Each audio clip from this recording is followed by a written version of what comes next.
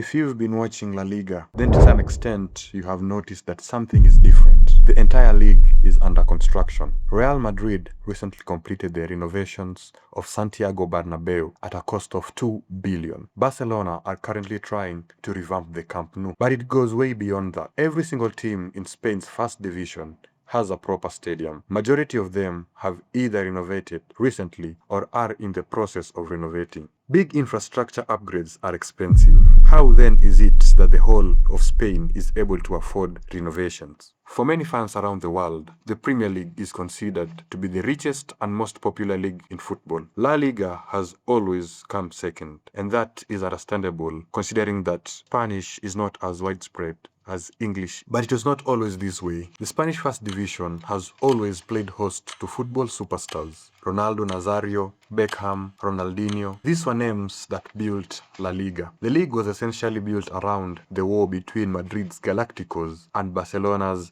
La Masia Academy boys. The superstar first approach worked for a while, and it was undoubtedly at its peak during the Messi vs Ronaldo era. La Liga had two of the biggest stars in football. The rivalry grew the league. The greatest of all-time debates drove the entire world to Spain. The El Clásico was football's biggest spectacle with an estimated peak of 650 million viewers. In fact, La Liga's dominance was international. Of the last 20 Ballon d'Or winners, 16 are from La Liga. 11 of the last 20 Champions League winners were from La Liga, and 12 of the last 20 Europa League editions have come from the Spanish First Division. This superstar model only favored two clubs, Real Madrid and Barcelona. The two clubs run a duopoly, commanding the largest share in commercial revenue and broadcasting deals. The gap between the big clubs and the rest was enormous. Compare that to the Premier League, where most mid-table clubs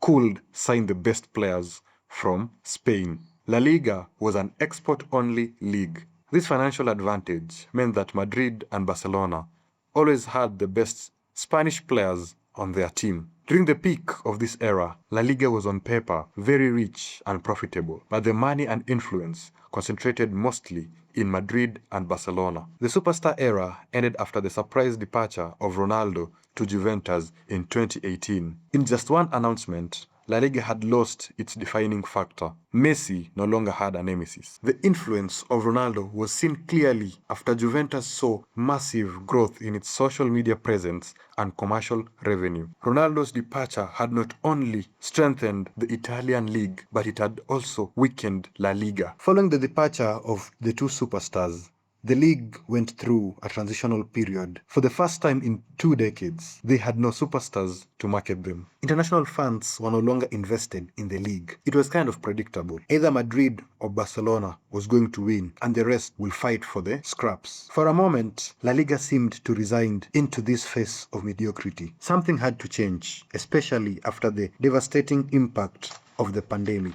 And in 2021, the league entered into an agreement with private equity firm CVC Capital. La Liga got approximately 2 billion euros upfront, while the private equity firm will be getting a percentage of the league's broadcasting and sponsorship revenue for the next 50 years. This was good news for all the other clubs, but to no one's surprise, the league's big three opted out of the deal. Real Madrid had single-handedly revamped its own stadium and saw no need for extra loans. Barcelona was already in the process of restructuring its finances through pulling smart levers. Atletico Madrid weren't really in need of a loan. The three clubs saw this move as selling the soul to foreign investors.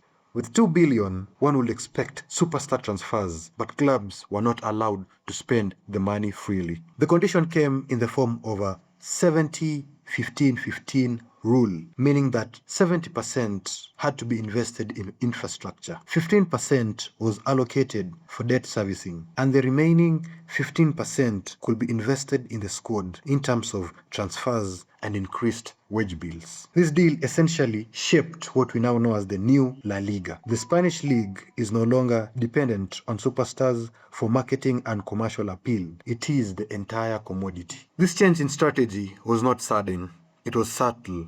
It was planned to allow the league stand on its own and, most importantly, free of debt. In some ways, The current La Liga is better than the Premier League. Clubs have a stable commercial revenue, increased stadium capacities, increase the matchday revenue of the clubs, and not for one season, but for as long as the stadium stands. La Liga clubs are raising the stadium capacities to rival those in England. Clubs in Spain no longer need to spend heavily in the transfer market. La Liga already had a good record of nurturing homegrown talents. The improved infrastructure will allow clubs retain more of those talents. La Liga's future is exciting. The league finally has a sustainable model independent of superstar players. The growth of the league is only going to compound, especially with homegrown talent such as Lamine Yamal keeping the Spanish identity alive.